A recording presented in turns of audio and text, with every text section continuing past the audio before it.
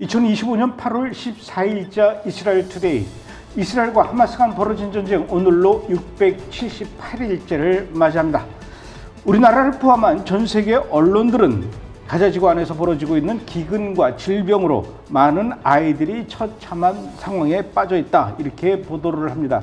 그러면서 가자지구 안에서 빈 그릇을 들고 줄지어 서 있는 아이들의 처량하고 처절한 그런 모습을 사진이나 영상으로 보여주곤 하죠.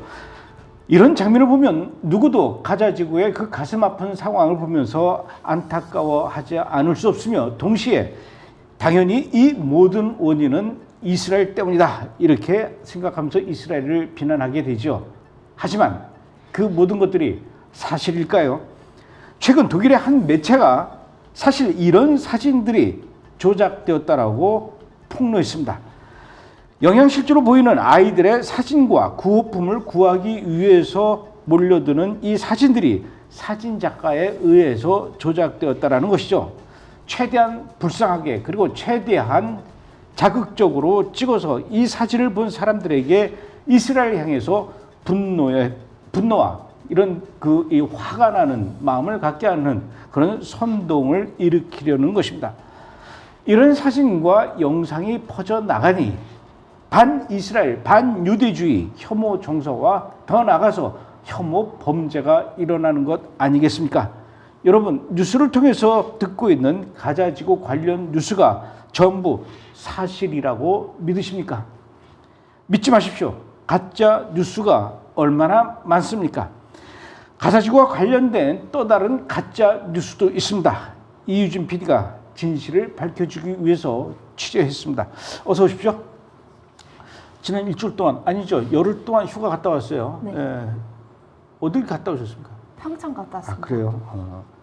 휴가 가 있는 동안에 나 없는 이스라엘 투데이는 어떻게 되나 걱정이 안 됐습니까? 걱정이 됐습니다. 그렇죠. 그래도 휴가 가 있는 동안에도 이스라엘 뉴스는 계속 보고 있었죠? 네, 그럼. 그래요. 우리 이준 PD하고 계속 또 얘기를 해보겠습니다. 자, 첫 번째 얘기가 지금 가짜뉴스에 관한 얘기예요. 지난 8월 10일 날 이스라엘의 그 공격으로 그동안 가자지구에서 그 끔찍한 참상을 알렸던 기자 1명하고 취재진 4명이 이스라엘의 공습으로 인해서 이제 5명이 죽었다, 이런 뉴스가 나오면서 지금 전 세계가 어떻게 이렇게 언론인을 향해서 취재 현장에서 뛰어다니는 이 기자와 취재진들을 죽일 수 있느냐, 비난의 목소리가 굉장히 난리도 아니었습니다. 그런데 사실은 이 기자, 그냥 기자가 아니라면서요? 네, 이 해당 기자는 알자지라 기자로 위장한 하마스 테러리스트 아나스 알샤리프였습니다. 이 아나스 알샤리프는 하마스 테러 조직 내 로켓 소대 수장이었고요. 이스라엘 민간인과 IDF에 대한 로켓 공격을 주도하는 역할을 맡아온 인물이었습니다. 하지만 알자지라 측에서는 이것을 인정하지 않고 있고, 그리고 여러 언론에서도 이스라엘 주장은 전혀 근거가 없는 주장이다라고 하고 있는데요. 하지만 이미 이스라엘군은 알샤리프에 대한 이 하마스 군사 소속을 입증하는 첩보 정보와 가자지구에서 발견된 수많은 문서를 공개했었습니다. 이 해당 문서에는 인사 명단, 그리고 테러 훈련 기록과 전화번호, 그리고 해당 테러리스트의 급여 내용까지 포함되어 있는데요. 이 문서는 알샤리프가 하마스 테러리스트로 활동하고 있다는 명백한 증거가 됩니다. 심지어 알샤리프가 하마스 고위 관리들과 찍은 사진들도 있는데요. 아무래도 소대 수장이어서 그런지 야히야 신와르와 매우 가까운 모습의 사진들입니다. 이뿐 아니라 이전 하마스 인질이었던 슐로미 지브가 SNS에서 알샤리프를 가리켜서 나는 이 기자에게 인질로 잡혀갔었다 라고 말하면서 심지어 그의 아버지는 의사였다, 이렇게 게시한 글도 현재 여기저기 공유되고 있는 상황입니다. 그런데 말입니다. 이 뉴스가 우리나라 모든 언론, 심지어 TV, 방송, 공중파까지 통틀어서 계속해서 이스라엘 군이 가자지구에서 활동하고 있는, 그리고 가자의 그 끔찍한 상황을 전 세계에 알렸던 기자와 이 취재진 4명, 모두 5명을 죽였다, 이 뉴스만 계속 나오고, 사실은 그 죽은 기자가 아니라 테러리스트였다라는 사실은 어느 언론사, 어느 방송국에서도 단 한마디도, 단 한 줄도 보도하지 않았어요. 이게 지금 우리의 현실이에요. 자, 그것뿐만 아니라 이런 일도 있었습니다. 이스라엘 군이 월드 센트럴 키친이라는 그 인도주의적 구단체죠. NGO 단체를 향해서 이스라엘 군이 또 공격을 했어요. 그래서 이제 피해가 컸는데 이것만 보면은 또 역시 이스라엘 군이 욕을 먹을 것 같아요. 아주 비난을 받을 것 같은데 그런데 사실은 그게 아니라면서요? 네, 맞습니다. 이번에 IDF가 표적 공습을 통해서 제거한 거는 하마스 무장 테러리스트 5명이었습니다. 근데 월드 센트럴 키친 EWCK의 문양이 부착된 차량 근처에서 제거되었다고 발표를 했는데요.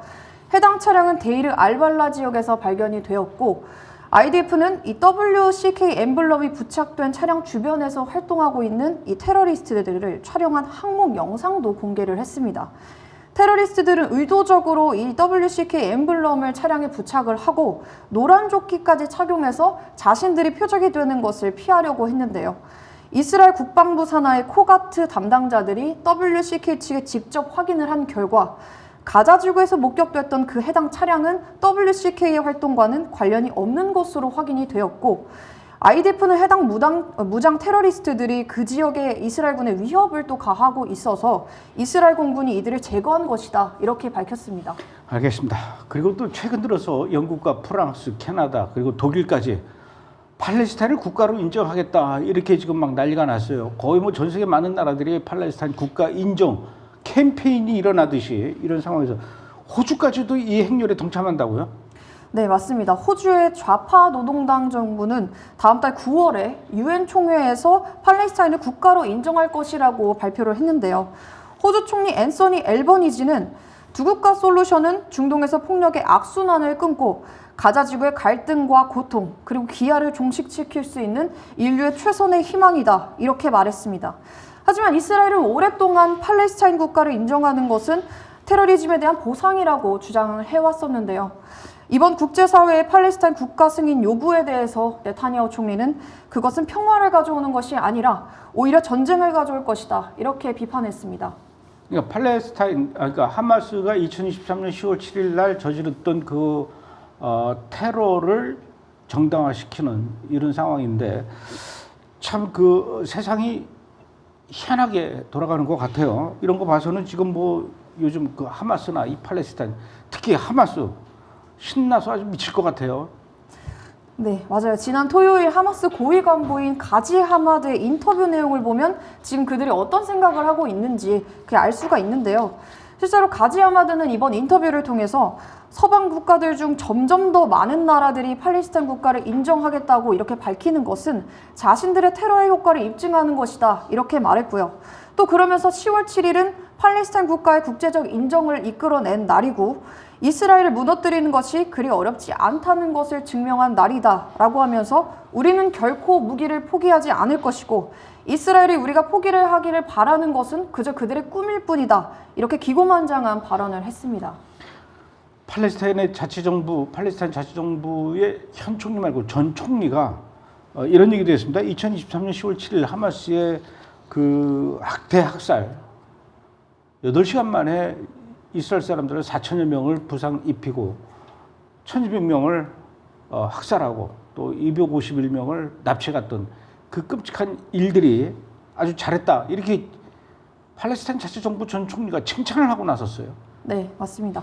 이 팔레스타인 전 총리인 모하마드 슈타 예흐는 사우디 방송사 알 아라비아의 팟캐스트에서 하마스가 2023년 10월 7일 이스라엘에서 저지른 이 대규모 학살 행위를 용감하고 전례 없는 작전이자 팔레스타인 저항 역사에서 중요한 전환점이라고 칭찬을 하면서도 이제 가자지구 민간인 피해를 고려하지 않은 전략적 오판이 있었다고 지적도 했습니다. 그러면서 꺼낸 이야기가 하마스가 팔레스타인 해방기구인 PLO에 참여해서 평화든 전쟁이든 하나의 단일 지도체계 아래에서 추진해야 한다 이렇게 강조한 것인데요. 결국 이번에 모하마드 슈타예프는 하마스에게 이렇게 PLO에 가입해서 내부에서 정치적 플랫폼을 변화시킬 기회를 달라는 제안을 한 것이죠. 팔레스타인 해방기구 PLO 그리고 팔레스타인 자치정부 PA 그다음에 하마스 다 쓸어버려야 돼. 없애버려야 됩니다. 대화가 안 되는 친구들이에요. 이런 와중에 이스라엘 안보 내각이 가자 지구에 대한 그 완전 재점령 계획을 승인했다고 하는데 재점령 계획이라는 것 대체 어떻게 하겠다는 겁니까? 가자지구를? 이 재점령 계획은 단순 군사 행동은 아니고요. 5가지 원칙을 따르는 계획인데요. 조건은 다음과 같습니다. 첫 번째는 하마스의 무장을 해제시키는 것. 그리고 두 번째는 일부 인질이 아닌 생존자와 사망자 모두를 포함한 이스라엘 모든 인질의 송환. 그리고 세 번째는 가자지구의 비무장화. 그리고 네 번째는 가자지구 내에서 이스라엘이 안보를 직접적으로 통제하는 것. 그리고 마지막 5번째는 하마스도 팔레스타인 자치정부도 아닌 대체 민간 행정기구를 수립하는 것인데요. 이 5가지가 이번 가자지구 점령 계획의 핵심 요건들입니다. 저는 베냐민 네타냐후하고 한 번도 만난 적도 없고 밥 얻어먹은 적도 없는데 이 5가지는 아주 제가 쏙 마음에 들어요. 이렇게 돼야 돼요. 이대로 난 밀고 가서 진행이 됐으면 좋겠는데 베냐민 네타냐후 총리의 이런 계획에 대해서 이스라엘 안팎으로 반대가 많다 그래요. 안팎 어디를 얘기하는 겁니까? 일단 먼저 이스라엘 재무장관인 베잘렐 스모트리치가 이번 네타냐후 총리 계획에 대해서 강하게 비판을 한 것이고요. 이 스모트리치는 네타냐후가 감정적으로 움직이고 있고 그리고 이것은 국가가 승리하는 전략이 아니라 단지 일부 인질 협상을 위한 압박에 불과한 방식이다라고 비판을 하면서 이스라엘 안보 내각이 하마스를 완전히 격파시켜야 한다라는 이 당초 공약을 포기했다라고 하면서 현재 정부의 전복까지 검토하고 있다 이렇게 밝혔습니다. 또 한편 이스라엘 내에서 인질 가족들도 강하게 반발을 하고 나섰는데요. 전국적 노동 총파업까지 벌이면서 예루살렘과 텔아비브에서 대규모 시위를 일으켰습니다. 이들이 이렇게까지 반발을 하는 이유는 가자시티 점령 작전이 이스라엘 남은 인질들의 생명을 더욱 위험하게 만들 것이라는 그런 우려 때문인데요. 인질 가족들은 군사 옵션이 아니라 인도적 해결과 협상, 그리고 휴전에 기반한 이 대응을 요구하고 있는 것이고 정부의 즉각적인 행동과 방향 전환을 강하게 촉구하고 있는 상황입니다. 베냐민 네타냐후 총리의 이런 계획에 대해서 지금 그 영국 총리가 아주 강하게 비난하고 있는데 그러니까 이번엔 또 주 이스라엘 미국 대사 허커비죠. 마이크 허커비가 또 영국 총리를 향해서 비난하면서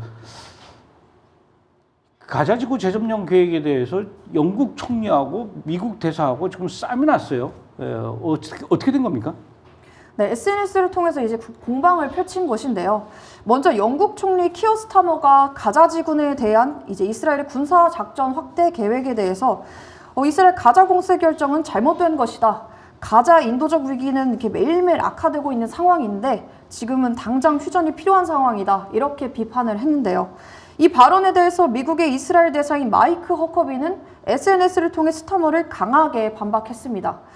허커비는 이스라엘 인질들이 굶주리고 있는데도 이스라엘이 하마스에 항복해서 식량을 공급해야 한다는 것이냐라고 하면서 과거 제2차 세계대전 당시 영국과 미국이 독일 드레스덴을 폭격했던 일을 언급했습니다. 영국이 나치에게 항복하고 식량을 투하한 적이 있냐? 당시 드레스덴에 투하했던 것은 음식이 아니었다, 폭탄이었지. 당신이 그때 총리였다면 영국은 지금 독일어를 쓰고 있을 것이다. 이렇게 발언을 했습니다. 스타머 총리의 모순점을 정확히 짚고 마이크 허커비가 이렇게 맹비난을 했던 것이죠. 저희가 그 몇 주 전에 이스라엘 투데이 이 프로그램에서 이란이 이스라엘과 전쟁 끝난 이후에 아주 심각한 자연의 재앙을 겪고 있다. 이렇게 얘기를 했어요. 물이 없어서 지금 아주 난리인 것 같아요. 물이 없으니까 전기도 없고 지금 그런 상황인데 물이 보통 없는 게 아닌가 봐요. 말할 수 없을 만큼 물이 부족한데 이 부분에 대해서 이스라엘의 베냐민 네타냐후 총리가 또 한마디 했어요. 그러면은 우리가 이스라엘이 도와주겠다 이렇게 얘기를 했다고 해요. 그 네타냐후 총리는 너무 사람이 속이 좋은 거 왜 그걸 돕겠다고 나서는지 잘 모르겠지만 마음에 안 들어요, 이거는. 근데 뭘 어떻게 하겠다는 겁니까? 일단 조건이 있습니다. 조건이 있군요. 네. 현재 이란 정권이 무너지고 그리고 이란 국민이 자유를 얻었을 때라는 조건인데요. 네타냐후 총리는 이란 국민과 그리고 이란 정권을 명확하게 구분을 해서 이란 정권은 적대하지만 이란 국민은 잠재적 동반자로 보는 그런 전략을 사용하고 있습니다. 그러면서 현재 이란이 겪고 있는 이 심각한 물 부족 문제를 비롯해서 이제 뭐 경제 문제나 전기 이런 여러 가지 문제를 이란 정권 실패의 상징으로 삼아서 이란 국민의 불만을 좀 키우고, 그리고 이란 체제를 전환해야 한다 이런 여론을 조성해서 궁극적으로 이란의 독재 정권이 무너지고 이란 국민이 자유를 얻게 된다면 그때 이스라엘이 가진 이 첨단 물 관리 시스템을 통해서 이란 전역의 물 부족 문제를 해결해 주겠다 이렇게 이야기를 한 것인데요. 즉 정권이 무너지면 우리가 이란을 물 부족 상태에서 구해주겠다 이런 이스라엘의 말은 결론적으로 인도적 제안이자 정치적 압박인 셈인 것입니다. 그리고 또 이스라엘에서 이런 일이 있어요. 얼마 전에 우리나라에서도 경복궁하고 광화문 담벼락에다가 스프레이하고 매직으로 막 낙서를 해가지고 한바탕 난리가 났습니다. 범인을 잡았더니 공짜 영화 사이트를 막 스프레이로 낙서하고, 또 광화문에는 매직으로 할아버지가 어떤 70대 할아버지가 이렇게 낙서했다고 그러더라고요. 이런 일이 있었는데 이스라엘에서도 통곡의 벽에다가 누가 스프레이로 낙서를 했어요. 통곡의 벽 하면 유대인들이 굉장히 성스럽게 여기는 그런 것이고, 2000년 전에 헤롯 왕이 성전을 만들었을 때 그 성전 벽이거든요. 여기다가 낙서를 했어요. 뭐라고 낙서를 했고 범인은 잡혔습니까? 네, 일단 범인은 27세 이스라엘 유대인 남성이었고요. 현장에서 체포돼서 경찰 조사를 받았는데 정신질환을 앓고 있다는 그 사실이 드러났고 결국 정신병원에 입원하는 것으로 이제 상황은 종결이 됐습니다. 이 청년은 예루살렘 통곡의 벽에 히브리어로 There's a Holocaust in Gaza, 이제 가자 지구에 홀로코스트가 있다 이런 문구를 적었고 동일한 낙서를 예루살렘 대시나고그 유대교 회당에서도 한 것으로 밝혀졌습니다.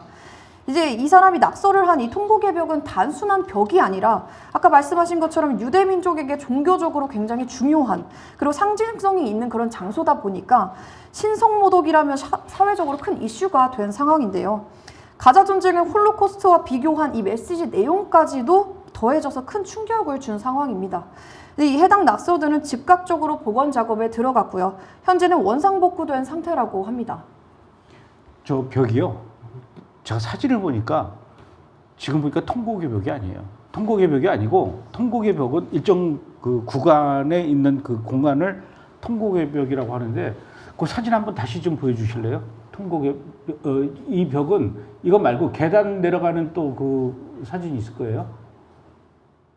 이거는 아니고. 예, 여기 이 사진 보니까 통곡의 벽 오른쪽에 저기는 그 통곡의 벽하고는 상관없고 그냥 성전의 서쪽 부분, 서쪽 끝부분, 그쪽이네요. 예. 그래서 정확하게 얘기하면 통곡의 벽이라고 하기는 좀 그렇지만 어쨌든 2000년 전에 그 헤롯 왕 당시에 성전 성축 축대 그 일부분입니다. 그래도 그러면 안 되죠.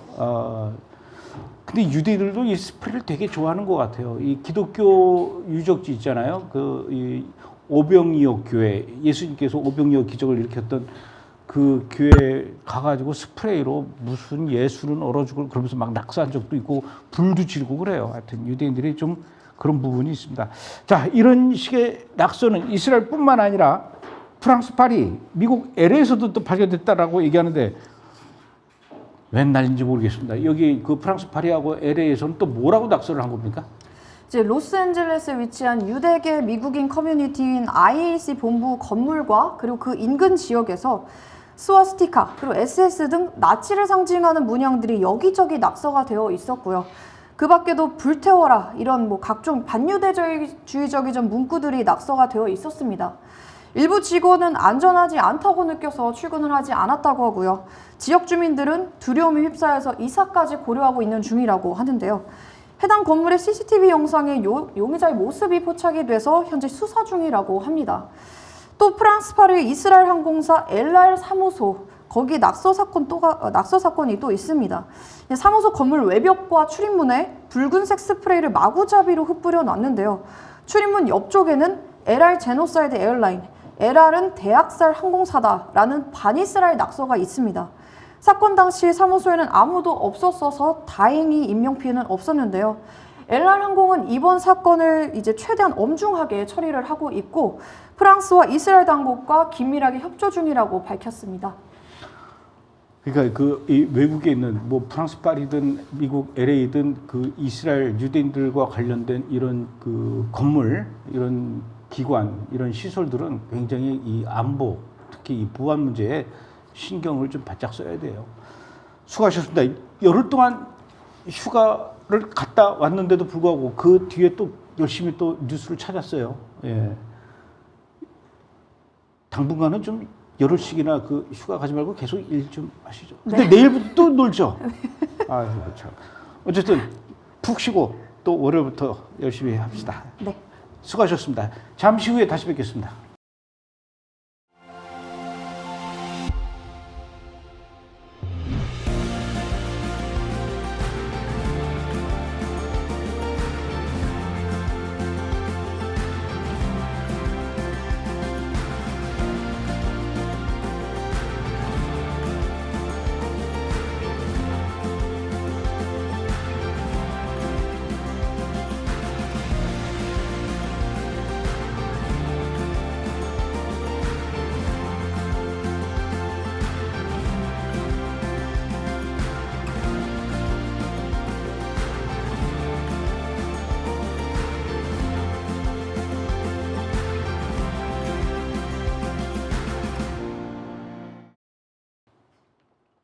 네, 이제는 조현영 기자와 함께 이스라엘 뉴스의 핵심으로 한 발자국 더 깊이 들어가서 자세하게 분석해보는 시간을 갖도록 하겠습니다. 어서 오십시오. 예, 안녕하십니까.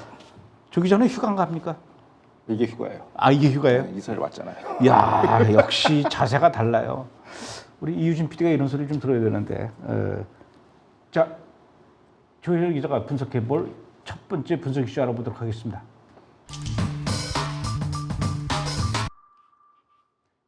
네, 지난 40년간 그 갈등 관계를 이어오고 있는 두 나라가 있어요. 중앙아시아의 아르메니아하고 아제르바이잔. 40여 년 동안 이렇게 그 갈등 관계 참 쉽지 않았을 것 같은데 어쨌든 이 두 나라가 미국의 도널드 트럼프 대통령의 중재에 의해서 드디어 평화 선언에 서명을 했다. 이런 뉴스가 있습니다. 아제르바이잔, 아르메니아 뭐 쉬운 나라 저는 가봤어요. 가보긴 했는데 이 두 나라가 이렇게 깊은 갈등이 있는 줄 잘 몰랐거든요. 갔다 왔음에도 불구하고 40년 동안 왜 갈등을 겪은 겁니까? 이게 이제 과거에는 이게 소련령이었어요. 이제 근데 1991년에 소련이 붕괴하면서 이제 분할을 하는데 영토 문제로 그때부터 갈등이 있는데, 그러니까 핵심 지대가 이제 고원지대 이제 카라바크 지역인데 이 지역엔 아르메니안 인구들이 많이 살아요. 한 12만 정도 사는데 그 영토를 갖다 아제르바이잔한테 줘버린 거예요. 그러니까 여기서 이제 영유권 갈등이 계속 발생을 했고 1차 90년대에 이제 카르바크 전쟁이 있었고요. 그때는 아르메니아가 이겼어요. 그다음 2차 2020년대에는 카르바크 전쟁이 또 있었는데 그때는 이제 아제르바이잔이 이겼단 말이죠. 그래서 가장 최근에 2023년에 이제 거의 이제 아제르바이잔이 피니시 터치를 한 거죠. 완전히 드론 공격해가지고 완전히 이제 이겼는데 그 당시에 이 지역 아르만게 주민 12만 명 가운데 10만 명 이상은 아르메니아로 다시 이제 원복을 시켰죠. 지금 2만 명만 남아 있고 이제 이들에 대한 평화 협상 후속 조치를 어떻게 하냐 해서 시간이 차일피일 미뤄지다가 이제 이번에 협상이 딱 트럼프발 해결이 된 겁니다. 그러니까 시청자 여러분들이 좀 헷갈려 할 수 있어서 좀 위치를 설명, 지도를 보여드리면 더 좋을 텐데 이란 위에 아제르바이잔이 있어요. 네. 아제르바이잔이 이란 위에 있고 아제르바이잔 왼쪽에 저기 있네요. 네. 왼쪽이 이제 아르메니아. 네. 아르메니아 왼쪽은 터키. 이런 구도로 됐는데 일단 그 아제르바이잔하고 아르메니아하고 붙어 있는데 이제 이 두 나라가 그렇게 40여 년 동안 갈등을 했다는 조금 얘기죠. 첨언하시냐면 저 빨간색 저 짙은 저기서 주로 전쟁이 일어났죠. 저기서 1, 2차 90년대, 2020년, 2023년에 저기서 전쟁이 일어났고 결론적으로는 아제르바이잔이 승리했다라는 것이죠. 그래서 그 사후 조치를 어떻게 하느냐가 이제 현재 외교적 현안이었는데 이번에 트럼프 대통령이 해결했다 이런 얘기입니다. 그래서 트럼프 대통령의 주도로 체결된 협정 구체적으로 어떤 내용들입니까? 크게 골격이 세 파트예요. 이제 뭐 전쟁이 끝났으니까 합동 평화 선언 및 재반 평화 프로세스에 대한 이제 후속 외교 조치 그게 이제 1번이고요. 이제 평화 협정을 가겠다는 거고 핵심적인 게 OSCE 민스크 그룹 탈퇴입니다. 요게 이제 중요한데 이게 뭐냐면 1차 그 카르바크 전쟁 이후에 프랑스, 러시아, 미국이 공동 의장을 맡아서 이제 평화 협정 프레임워크를 만들었어요. 우리로 치면 뭐 육자에 대한 비슷한 거죠. 그래서 만들어서 이 평화를 어떻게 할 거냐 하는데 결국에는 좀 실패로 끝났습니다. 왜냐하면 2차 카르바크 전쟁이 2020년에 일어났기 때문에 사실상 무용지물이었죠. 그 이유가 왜냐하면 공동 의장국이 프랑스, 러시아, 미국 세국이 주도하다 보니까 프랑스도 그렇고 러시아도 그렇고 미국이 각기 이해관계가 다르니까 이게 해소가 안 되는 거죠, 휴전이. 그래서 지금처럼 장기화됐는데 요번에 트럼프 대통령이 직접 개입하면서 이른바 양자협상, 바이레터럴 어그리먼트 밀어버린 거죠. 그러니까 주변국 다 빠져, 내가 해결할 거야 해서 딱 들어가가지고 사실상 다자주의, 멀티레터럴 그 민스크 그룹의 그 프레임워크를 완전 파기하고 요번에 단독으로 이제 처리를 한 것이죠. 그래서 이제 아르메니아랑 아제르바이잔 두 국가 이 이른바 이 민스크 체제에서 이제 탈퇴 선언을 했습니다. 그리고 이제 세 번째가 이제 핵심인데 이제 미국의 양자 MOU 체결을 했어요. 이제 철도, 송유관 개발 각종 경제 공약 하면서 안전보장 효과의 중재자를 지금 자임하고 있습니다. 그래서 이제 이 부분이 해소됨으로써 이제 저 지역에서의 분쟁은 이제 끝났다라고 보시는 게 맞습니다. 그런데 이번에 그 평화 협정의 그 중요한 그 핵심 요체가 아제르바이잔하고 또 그 나히체반 자치공화국이 있어요. 그 아무 지도를 좀 보여주시죠.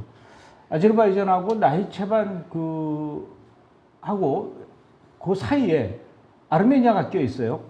그래서 이 세 영토가 지금 이렇게 좀 복잡하게 이렇게 돼 있는데 아제르바이잔하고 요번에 그 나히체반 그 공화국 왼쪽에 있는 조그만 데예요. 거기하고 연결하는 이 도로를 요번에 아마 그 개통하는 것 같아요. 뚫는 것 같아요. 근데 그거를 도로를 아르메니아를 이렇게 관통을 해야 되나 봐요. 왜 이 아제르바이잔은 나히체반 이 자치공화국하고 이렇게 도로 연결을 하려고 이렇게 애쓴 겁니까? 다시 한번 이제 저 사진 보여주시면 설명하면 되는데 저게 뭐냐면 저 오른쪽 끝에 바쿠가 보이시죠? 네. 저게 이제 수도고 저 옆에 이제 카스피 해안입니다. 저쪽에서 원유를 뽑아다가 이제 터키나 이제 지중해로 보내야 되는데 저 밑으로 가는 라우트가 가장 빨라요. 그러니까 저 빨간색 프로스페러스 코리도라고 써 있는 데 있죠. 저게 네. 원래 장제주로 회랑이에요. 저기를 통과해서 터키로 나가는 게 가장 경제성이 좋은데 양국이 저렇게 가운데 알메니아가 껴있다 보니까 아제르바이잔이 저기 마크바우 그 공화국으로 가는데 그 길이 막혀 있죠. 그래서 저게 이제 핵심 이슈였어요. 저게 이제 안 뚫려 그러니까 아르메니아가 반대해서 안 뚫려 있던 것이죠. 그런데 최근에 이제 트럼프 대통령이 그 아르메니아 영토를 통과하는 43km밖에 안 돼요. 43km짜리 통로를 개발해서 아르메니아를 하고 이제 아제르바이잔을 연결시켜주는 저 회랑을 한 거죠. 저 회랑 원래 이름이 장제주로 회랑이라고 불렀습니다. 근데 이번 회담을 통해서 저걸 이름 아예 바꿔버렸어요. 트럼프 회랑으로. 어허. 그래서 이제 이름 그 트럼프 Route for International Peace and Prosperity 국제 번영 평화와 번영을 위한 트럼프의 길로 자기 이름을 그냥 브랜딩을 해버린 겁니다. 장제주로 활용을 했고 그러면 이제 사진 또 하나 보시지만 아시겠지만 예, 저렇게 되는 거예요. 저렇게 연결이 되는 겁니다. 그러니까 저 옅은 빨간색 큰 선이 연결되려면 저기 저 밑에 있는 진한 빨간색을 통과해야 돼요. 저게 장제주로 활용했는데 이제 트럼프 회랑으로 바뀐 것이죠. 저길 통과해야지 이제 어떻게 보면 유라시아와 이제 그걸 다 연결할 수 있는데 그 다음 사진 보여주시면 어떻게 했지만 기존 노선 저렇게 됐어요. 밑으로 내려가는 게 아니라 그 조지아 위로 올라갔단 말이에요. 바쿠에서 초록색 선 있지 않습니까? 위로 올라갔어요. 그러면 조지아 쪽이다 보니까 러시아의 영향을 받죠. 근데 러시아는 또 자기들만의 또 노선을 만들었어요. 제일 위에 있는 저 파란색 노선입니다. 근데 이 노선 경쟁 중에서 가장 단가가 싸고 경제성이 좋은 게 방금 개통됐던 장제주 트럼프 회랑 밑으로 내려가는 거. 그거를 이번에 완성시킨 겁니다. 경제성 면에서 탁월하고 그 트럼프 회랑이 이제 완성이 되면은 카스피 원유를 왼쪽으로 가면은 지중해 유럽으로 공급할 수 있고 또 오른쪽으로 가면은 저기 이제 카스피 중앙아시아와 연결되는 이른바 트랜스 유라시아 회랑이 완성이 되는 겁니다. 러시아의 영향력 없이. 근데 기존의 아르메니아는 이거에 대해서 반대를 했어요. 이 회랑을. 왜냐하면 2차 카르반 전쟁에서는 터키가 아제르바이잔을 지원해서 알메니아를 공격했단 말이에요. 그 카르바크에서. 그렇기 때문에 이 둘이 더블팀에서 나를 갖다가 기도에서 우리를 공격할 수 있다 해가지고 저 회랑을 끝까지 반대했단 말이에요. 회의적으로 봤어요. 그런데 이 통로가 이제 미국이 이제 내가 99년 동안 독점권을 행사하겠다. 내가 개발할 거야. 내 거야. 트럼프가 조만간 컨소시엄을 꾸려서 철도, 송유관 가스 등을 미국 건설했다 얘기를 하니 이건 미국이 이제 안전 보장하는 거예요. 사실상 군인이 이제 투입되는 효과죠. 미국이 투자하니까 미국이 컨소시엄 만들어서 저 철도를 완성하면 이제 이건 미국 땅이야. 그러니까 아제르바이잔 오케이 그럼 내가 양보할 수 있어.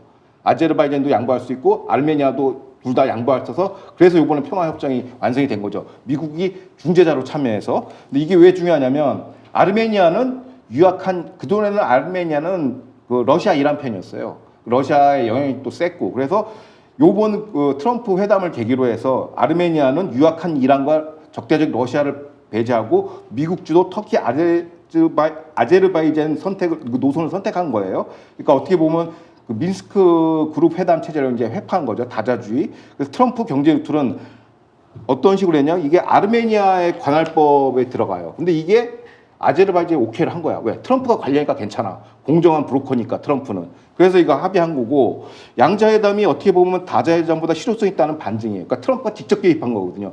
그전에는 맨날 다자주의 하자, 뭐 미국이 소프트 파워가 붕괴돼서 이제 망할 거다 이런 소리인데 아니죠. 이게 하드 파워를 갖다 트럼프가 실현해서 평화롭게 이제 그 양국의 갈등을 40년 갈등을 이제 종결시킨 겁니다. 그래서 이 경제 회랑이 굉장히 중요한 포인트죠.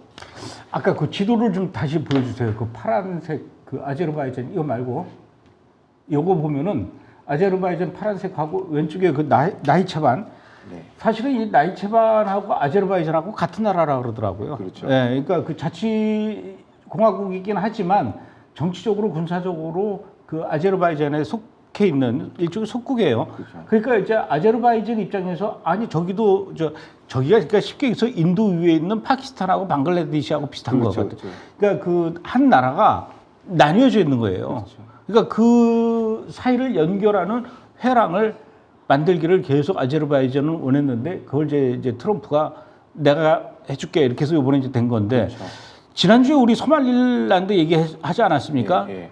그 예멘 앞바다에 홍해. 그 홍해 거기에 그 소말릴랜드에다가 우리 미군 기지를 만들게 해줘. 그거는 해준다 그랬죠 그쪽에서. 예. 어쨌든 너네 나라를 인정해줄게라는 조건 하에 이제 그렇게 해서 그렇죠. 미군이 주둔할 수도 있게 되는 건데 또 그렇게 돼야 될 것 같아요. 예, 예. 그쪽은 여기도 마찬가지로 그 트럼프가 거기 회랑에 딱 점을 찍어놓은 거죠. 점을 찍어놓으면은 이란 바로 위잖아요. 그렇죠. 그러니까 이란 감시라 그래야 되니까 관리도 되고. 그렇죠. 자, 근데 아제르바이잔하고 아르메니아하고 이 평화 협정을 한 걸 두고 지금 뭐 전 세계 국가들의 그 반응이 아주 극명하게 지금 갈리고 있는데 우선 이란이 지금 난리예요. 이란 아주 강력하게 지금 걱정되니까 이제 반대하는 걸 것 같아요. 그렇죠. 그러니까 이게 뭐냐면 이제 이 계획이 이제 공식 이제 브리핑 자료 이란 측에서 나온 얘기는 이 계획이 실행되면 남북 카카스 지역의 안보가 위협을 받을 것. 그다음 외부 개입은 영내 안보의 장기적 안정을 저해한다. 그러니까 자기한테 불리하다는 얘기죠. 근데 이란의 위험을 받고 있고 트럼프 회랑이 지도에 보시면 알겠지만 트럼프 회랑이 이란 국경선하고 그냥 맞닿아 있어요. 그러니까 이란 위에다가 사실상 미군 기지가 들어오는 거랑 똑같은 거예요. 이 길이 완성이 되면. 그러니까 보다 근본적인 거는 트럼프 회랑, 그러니까 과거 장개주로 회장을 이란이 통치하기를 원했어요. 근데 이게 망가진 거죠. 그러니까 아까 그 파란색 지도 하나만 아무거나 보여주십시오. 그 보이시면 저 바로 밑에 이란 있지 않습니까? 네네. 이란이 저거 빨간색 저걸 통제하고 싶어 했어요. 자, 그럼 이걸 어떻게 통제했냐? 지난 4월에 이란이 아르메니아 지도 띄워주세요. 이란이 지난 4월에 이란이 아르메니아하고 그 공동 군사 작전을 했어요. 저 지역에서 저 회랑 지역에서 공동 이란하고 아르메니아하고 공동 군사 작전을 했습니다. 올해 4월에 또 지난 2024년에는 IRGC하고 아제르바이잔하고 또 공동 작전을 했어요. 그럼 이란은 양쪽하고 양다리 한 거죠. 아하. 그러니까 한쪽은 이쪽이랑 군사 작전하고 한쪽은 아제르바이잔하고 카라바크 지역에서 같이 했단 말이에요. 거기서 또 아르메니아를 견제하는 양쪽 두 다리를 했단 말이에요. 왜 그러냐면 양쪽이 화합하지 않아야 돼. 장기 분쟁 상태에 빠져야 어허. 저 장주루 구 장개주루 회랑을 이란이 통치할 수 있다. 이게 핵심 개념이에요. 마치 남과 북이 이 그렇죠. 갈등을 계속해야 계속해야 거기서 이권이 나오니까 그런 거를 그렇죠. 또 바라는 나라가 있는 것처럼. 그렇죠. 그걸 계속 양쪽에서 계속 분쟁을 자제하는 이쪽이 세지면 이쪽 지원하고 이쪽이 세지면 이제 아제르바이잔 지원하고 해서 상시 분쟁 상태로 만들어놔야 저기 장개주로 지금으로 이제 트럼프 회랑으로 바뀌었죠. 그걸 이제 관리할 수가 있는데 요번에 트럼프가 그걸 찍고 들어간 거죠. 그래서 네 거 아니야. 이거 트럼프 거야. 그래서 트럼프 루트가 된 것이죠. 그래서 사실상 이란의 이런 어떤 전략적인 그 지정학이 이제 깨져버리면서 이제 큰 난항을 겪는 거죠. 그래서 비판적인 성명이 많이 나오는 겁니다. 그럼 이번에 아제르바이잔하고 그 아르메니아하고 맺은 그 평화 협정 사인한 거가 결국은 그 이란한테는 어떤 영향을 미치게 된 겁니까? 지정학적으로 보면요, 이란은 지금 고립모형 상태에 차단돼 있어요. 외부 세계랑 이렇게 되면은 이란은 유럽, 중앙아시아, 흑해, 남코카스 지리 권역에서 완전히 차단돼 있다. 그러니까 경제적으로 완전 고립된 거예요. 이제 국경 그 뻗어나갈 수 있는 과거에는 저기 장개주를 통해서 아르메니아를 통해서 터키로 이렇게 빠져나가는데 이제 거기를 막아버린 거예요. 미국이 사실상 밀봉 상태로 만들어버린 것이죠. 그러니까 경제권에서 완전 이탈됐고 우리 소위 얘기하는 이제 지리 경제학이 지리 정착을 지경학을 이제 지배하는 구조인데요. 그렇게 되면은 이란은 터키하고 아제르바이잔한테 한 소리 해 이게 굽신거려야 돼요. 경제적으로 이제 막혀 있으니까 그들한테 의존을 해야 된다는 얘기죠. 근데 재밌는 게 뭐냐면 우리가 여러 차례 감독님도 이게 지적하셨지만 이란의 인구의 3분의 1이 바로 아제르바이잔 개 이란이에요. 예.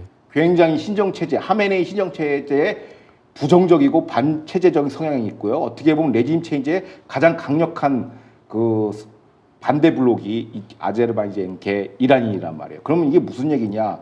이제 터키랑 아제르바이잔한테 이란이 무릎을 꿇어야 되는데 아제르바이잔이 마음에 안 들면 언제든지 내부 폭동을 일으킬 수 있다라는 얘기예요. 신정체제 언제든지 붕괴될 수 있죠. 그러니까 이런 것들이 이제 지리 경제학이 사실상 지경학을 지리 정치학을 이제 영향을 미치는 상황까지 왔고 이게 왜 좋냐면 이게 다 이스라엘 입장에서 뭐가 좋냐면 장기적으로 아제르바이잔을 통해서 요번에 12일 전쟁 끝났지 않습니까? 그 이후에 이제 사람들이 이란이 다시 핵 개발할 것이야, 뭐 다시 뭐 신정 체제가 부흥할 것이야라고 이제 지금 막 자기들끼리 정신 승리하고 있지 않습니까? 근데 지금 이제 이스라엘은 아제르바이잔 트럼프 회랑을 통해서 이란을 이제 견제한다는 후속 조치까지 나온 것이죠. 그래서 이게 이 조치가 굉장히 좀 중요한 조치입니다. 그 얘기 들어보면 꼭 바둑 보는 것 같아요. 이렇게 집 짓고 그렇죠. 막 한 것처럼 지난주에 그 얘기했던 그 소말리랜드 거기에 알박기 하는 거. 그다음에 이번에 지금 트럼프 회랑. 그렇죠. 이게 전부 다 아주 이 수싸움이고 결국 혈도를 딱 찍은 거죠. 그러니까 예. 바둑을 보는 것 같아요. 이런 상황에 대해서 지금 러시아도 난리 났다면서요? 그러니까 요번 이제 트럼프 회랑으로 러시아는 이제 터키, 아르메니아에서의 영향력이 상실됐고 또 남코카스 산맥 아래 그 영향력도 완전히 쇠퇴했다는 것이죠. 그 기존 러시아는 이제 남코카스 영향력 행사를 통해서 중앙아시아와 유럽의 루트를 장악해 왔어요. 자, 이제 사진을 이게 보시면 아시겠지만 저게 지금 현재 이제 트럼프를 통해서 형성될 경제 회랑 루트입니다. 앞으로 이제 세워지게 저기 밑을 가서 이제 아래로 내려가죠. 근데 그 다음 사진 보여주시면 저렇게 크게 이제 유럽하고 아시아를 연결하는 크게 저 세 가지 루트가 있습니다. 맨 위에 있는 게 저 살색으로 된 게 저게 바로 이제 러시아 루트예요. 러시아 루트고 그 다음에 지금 트럼프 회랑을 거쳐는 게 저기 보시면 아시겠지만 빨간색 중앙 코리도어예요. 가운데 있는 예. 줄이요. 예. 저게 카스피해를 거치고 바쿠를 거쳐서 이제 아까 얘기했던 트럼프 회랑 거쳐서 이제 지중해 유럽으로 빠져나가는데 세계 노선 보시면 가장 돈 안 들린 노선이 어디라고 보이십니까? 가운데죠. 가운데죠. 그러니까 저 밑에는 저 아프리카 밑쪽으로 해서 가는 건가요? 그렇죠. 바닷길을 통해서 올라가는 거. 통해서. 예. 그러니까 여기서 이제 그 중앙 코리도어 중앙 회랑이 7,000km밖에 안 되고 화물 등등하면 10에서 15일 정도 소요돼요. 경제성에서 탑이죠. 그게 이제 트럼프 회랑을 거쳐서 갈 수밖에 없어요. 그래서 저 노선이 지금 각광을 받고 앞으로 이제 논하는 노선이고 그러면 유럽이 저기 러시아가 투자한 게 바로 윗 노선이에요. 그러니까 바쿠에서 저 위쪽 살색 노선으로 연결을 시켜야 러시아는 채산성이 나와요. 그리고 저 노선을 통해서 유럽에 공급되는 에너지를 이제 장악하려고 하는데 그거를 대체 노선이 저 중앙 코리도어가 생긴 것이죠. 트럼프 회랑을 거치는. 그게 이번 평화협정의 핵심이고 그럼 러시아는 북부 회랑을 통해서 사실상 유럽에 에너지 생명줄을 주고 있었으나 이제 대체 노선이 있으니까 이제 유럽에 대한 이제 어떤 그 지렛대나 견제 효과가 이제 사라지게 되는 그런 효과가 있습니다. 중국은 어때요? 그 중국도 이제 다시 한번 사진 띄워주기 이게 되게 재밌어요. 이게 노선 경쟁인데, 자, 저 중국도 마찬가지로 중국 같은 경우는 이른바 1대1로 루트라고 해서 빨간색이랑 저 밑에 있는 점선으로 된 거 있지 않습니까? 네네. 저 두 개에다 이제 투자를 하고 있는데, 문제는 저 빨간색 선이 어떻게 보면은 그 중앙아시아 무슨 탄 국가들을 통해서 중국으로 이제 저렇게 연결되지 않습니까? 근데 그게 바쿠에 와서는 트럼프 회랑을 거쳐야 돼요. 그럼 트럼프의 허락을 받아야 돼요. 들어오려면. 그래서 사실상 니케이나 이런 그 일본 매체에서는 뭐라고 얘기를 하냐면 트럼프가 아제르바이잔 아르메니아 평화협정을 통해서 중국의 1대1로 탈취했다. 하이제킹했다고 하는 거예요. 왜냐하면 저걸 쓰려면 중앙 코리도를 쓰려면은 트럼프의 허락을 받아야 돼요. 왜냐면 트럼프 루트를 통과해야 되니까. 그리고 저게 12에서 15일 정도밖에 소요 안 되는데, 다시 한번 사진 띄워주시면 아시겠지만 저 밑에 노선이 이제 대체 노선이에요. 중국에 저기 점선으로 찍힌 건데 저기에는 한 2만 킬로 정도고 45에서 60일 정도 소요돼요. 근데 중국이 저렇게 거쳐야 되니까 경쟁력이 떨어지죠. 중앙 코리도에 비해서. 그리고 보시기 알겠지만 저기 소말리아 랜드에 만약에 미 해군 기지를 제공해서 이스라엘이 관리하게 된다. 그러면 중국은 또 이스라엘한테 절을 해야 됩니다. 저길 통과하려면. 저 물동량이기 때문에 어떻게 보면은 중국으로 향하는 모든 물동량을 미국이 통제하고 있다라고 보시는 게 정답일 것 같습니다. 그래서 결론적으로 말씀드리자면 이스라엘의 대이란 공습으로 해서 중국, 러시아, 이란 축을 완전 붕괴시킨 거예요. 그 결과 미 트럼프 대통령에게 반중 전략적 우위 카드를 준 거죠. 이 출발점은 이스라엘이었다는 거. 이런 평화협정 자체도. 지금은 이제 사람들이 당사자가 아르메니아랑 아제르바이잔 트럼프 3자만 부각이 되지만 이 배경에는 이스라엘이 이란을 제거함으로써 핵시설을 제거함으로써 이란의 그 시아파 벨트를 붕괴시키면서 발생한 2차 효과라 이렇게 보시는 게 맞습니다. 앞으로 요 노선을 우리가 예의주시하면서 잘 지켜봐야 될 것 같아요. 그렇죠. 예, 근데 제가 보기에는 일단 표면적으로 봤을 때 가장 이번에 평화협정으로 인해서 이득을 본 나라는 아제르바이잔 같아요. 일단 그 나이체반 그 자치공화국하고 연결되면서 터키 쪽으로 이제 진출할 수 있게 돼 있지 않습니까? 그렇죠.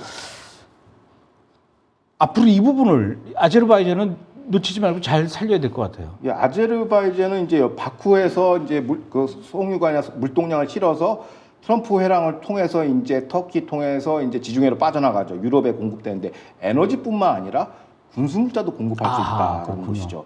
현재 아제르바이잔 최신 뉴스인데 8월 달에 나온 뉴스인데 이미 아제르바이잔은 우크라이나에 공급할 120mm 포탄, 152mm 포탄을 지금 생산한다고 해요. 증설한다고 그래요. 그러면 군수물자까지 15일 안에 딱딱 배송시키면은 러시아는 견딜 수가 없죠. 사실상 러시아 죽으락 소리입니다, 이거. 그러니까 우크라이나 전쟁에서 이제 아제르바이잔까지 끼어든 거예요, 이 싸움에. 그러니까 나토가 이제 러시아랑 대척점이 있지 않습니까? 우크라이나를 사이에 두고 이제는 아제르바이잔까지 끼어들어가지고 우리가 군수 공급해줄게 이렇게 얘기하는 것이죠. 뭘 통해서? 장기적으로는 중앙경제회랑 아까 그 가운데 선을 통해 가지고 유럽에도 공급한다는 얘기예요. 그러면 이제 러시아가 사실상 지정학적으로 좀 몰리게 되는 것이죠. 그러니까 에너지뿐만 아니라 군수물자도 들어간다는 것이고, 그리고 또 최근에 이제 오늘 15일째 오늘인가 내일쯤에 이제 알래스카에서 트럼프하고 푸틴 러우 전쟁 관해서 회담을 시작해요. 트럼프가 이제 회담에 임하기 전에 러시아에 어떻게 보면 지정학적 팔다리를 끊고 들어가는 거예요. 어허. 사실상. 그러니까 감독님 말씀하신 게 바둑 경기 본다 그러지만 영미시 매체에서는 그걸 뭐라고 표현하냐면 3D 체스, 3차원 체스 경기라고 한답니다. 뭐 체스나 바둑이나 뭐. 그렇죠. 예. 그러니까 그 정도로 이제 그냥 트럼프가 막 막말하는 것 같고 약간 나르시스처럼 보이지만 사실상 그 수가 굉장히 정교해요. 그러니까 몇 수를 내다보는 그렇죠. 거예요. 협상하기 전에 러시아의 지정학적 촉수를 다 잘라놓고 시작하는 겁니다. 그리고선 협상 계획이 나와. 장기적으로 네가 러우 전쟁 하면 너한테 계속 불리해. 왜? 아제르바이잔도 가세했거든요. 포탄 같은 122mm, 152mm 공급한다고 지금 증설 라인, 그 생산 라인을 증설한다고 그랬어요. 그러니까 완전 러시아를 갖다가 예전처럼 이제 말로 협상하는 게 아니라 진짜 협상하는 것이죠. 이런 게 어떻게 보면 이제 이스라엘에서 촉발된 이런 반이란 정책, 그러니까 북중러 중에 가장 약한 고리 이란을 제거하면서 얻은 후방 효과라고 볼 수 있습니다. 아제르바이잔은 이스라엘하고도 굉장히 군사적으로도 긴밀한 관계가 있고 그 아제르바이잔 그 수도 바쿠 위에 옛날 구스르 시절 때 사용하던 이 공항 활주로가 있는데 그걸 이스라엘이 사버렸어요. 그래서 이스라엘 전투기가 다 그쪽으로 가 있고 그런데 이번에 이제 나이체반까지 이렇게 접수하게 되면은 나이체반에서도 이스라엘이 얼마든지 이란을 향해서 압박할 수 있고 공격할 수 있는 그렇죠. 바로 옆이니까. 그렇죠. 근데 앞서 이제 우리 저기 이유진 PD가 얘기했듯이 영국, 프랑스가 이 국가 회복한다고 그러는데 사실상 러시아에 공급된, 그러니까 유럽에 공급된 모든 원유는 러시아 통해서 지금 협박하는데 이스라엘이 지금 대치 노선을 만들어준 거예요. 그러니까 영국과 프랑스는 이 국가 회복할 게 아니라 이스라엘한테 절을 해야 돼요. 고맙다고. 근데 지금 이런 상황이 발생한 게 좀 안타깝긴 합니다. 그럼에도 불구하고 우리나라 언론에서는 아주 단편적으로 일면만 보고 이제 트럼프에 대해서 뭐 이렇고 저렇고 말들이 많고 그런데 이렇게 트럼프는 몇 수를 앞서서 지금 좀 세계를 정리하고 있는 그런 중이에요. 자, 두 번째 분석 이슈 또 알아보도록 하겠습니다.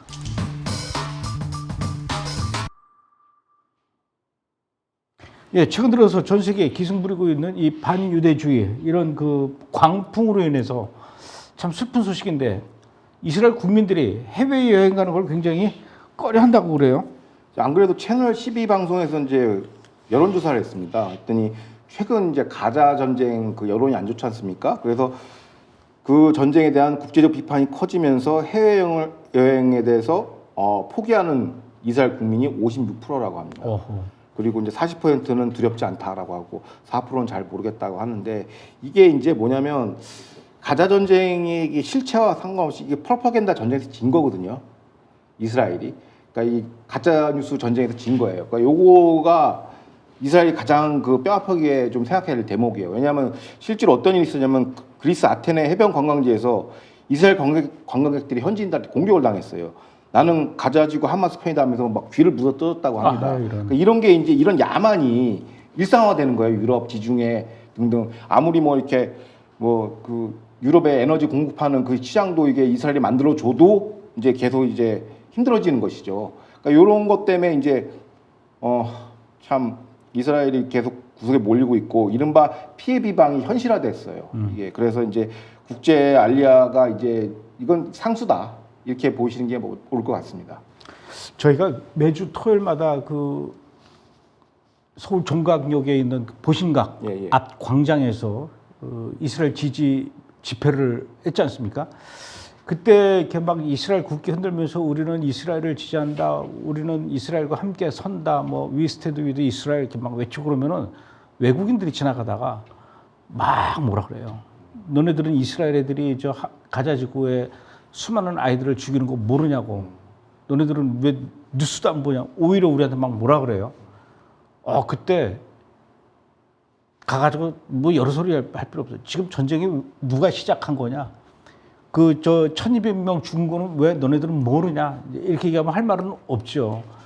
그 정도로 지금 그 프로파간다의 선동에 대해서 전 세계 사람들은 이스라엘을 비난하는 그런 쪽에 서 있는데 그런 사람이 있는가 하면은 또 우리나라에 여행을 온 이스라엘 사람들도 많아요. 근데 그 사람들이 아무 생각 없이 이렇게 이스라엘로 한국으로 여행 왔다가 그들도 한국으로 여행 오기는 하지만 무서우니까 내가 이스라엘 사람이다, 유대인이다, 이거 표를 안 내려고 그러죠. 그러다가 우연히 이 종각, 그 보신각 앞에서 우리가 막 이스라엘 국기 흔들면서 이 지지 집회하는 거를 보고 얼마나 놀래고 반가웠겠습니까? 와서 나 사실 이스라엘에서 왔다. 그러면서 텔아비브에서 왔다. 그러면서 너무 좋으니까 막 눈물 흘리고 고맙다 그러고 끌어안고 심지어는 같이 막 노래도 부르고 이런 일들이 일어나고 있거든요. 그러니까 그런 거 보면은 참 안쓰러워요. 이스라엘 사람들, 유대인들 안쓰러운데 지금 이스라엘 사람으로서 이스라엘 여권을 가진 사람으로서 전 세계에 여행하면서 안전할 수 있는 나라가 거의 없습니다. 그러나 한국만큼은 안전하다라는 거를 좀 우리가 그 사람들한테 좀 보여줬으면 좋겠어요. 그 사람들이요, 우리가 이렇게 막 몇 명 되지는 않지만 이스라엘 국기 흔들면서 막 우리가 이스라엘을 지지합니다, 힘내십시오, 막 이런 것들을 자기네들이 핸드폰으로 찍어가지고 뭐 인스타나 뭐 이런 데도 막 올리잖아요. 전 세계 유대인들이 그거 보고 다 좋아요 누르면서 야, 코리아가 이러냐? 코리아가 진짜 이스라엘의 친구네. 막 이러면서 감동하는, 우리 한국 사람들을 보면서 감동하는 그런 전 세계 유대인들의 그 댓글들을 이제 보게 되는데 저는 그랬으면 좋겠어요. 유대인들한테 가장 안전한 나라는 이스라엘보다 한국이다. 전 세계 어느 나라보다도 한국이 가장 안전하니 한국으로 여행을 많이 와서 편안하게 여행하다 가십시오. 좀 딴 데 가는 것보다도 한국 오는 게 제일 좋죠. 그렇죠. 여기가 지금 핫플레이스 아닙니까, 한국이? 네, 한국 좋죠. 예.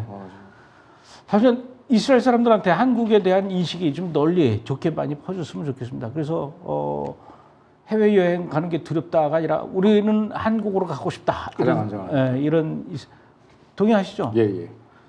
좀 광화문에 나와서 예. 유대인들도 좀 만나고 그러십시오. 저도 이제 이스라엘 입국할 때 그 사진 보여주려고요. 잘하셨습니다. 국기 딱 그 사진 찍어놓은 거 있어요? 예, 예. 받아가지고 그걸로 딱 여권 대신에 나 이런 사람이야. 보내줄까요? 그걸 보여주면 되겠군요. 그렇죠. 그 사진을. 나를 귀찮게 하면 그걸 보내줘야죠. 출입국 심사할 때. 알겠습니다. 휴가도 못 가고. 여기 이게 휴가입니다. 그리고 그 휴가는 젊은 사람들이나 가라 그러고 우리 둘이 여기서 열심히 일합시다. 예. 다음 주에 또 뵙겠습니다. 예, 좋아하죠. 다음 주에 뵙겠습니다. 고맙습니다. 예, 감사합니다.